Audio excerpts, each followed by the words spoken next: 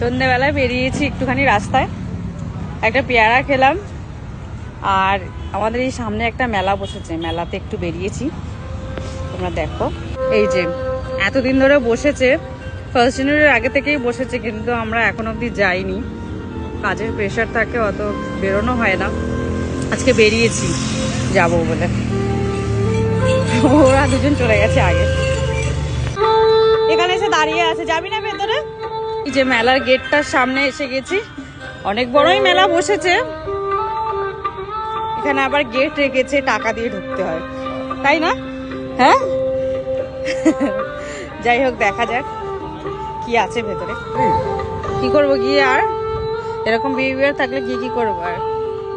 চল, এটা হচ্ছে টিকিট কাউন্টার, আর এটা হচ্ছে বাইরেটা, সাজিয়েছে পুরো একদম রাস্তার এ মাথা থেকে ও মাথা, ভীষণ সাজিয়ে।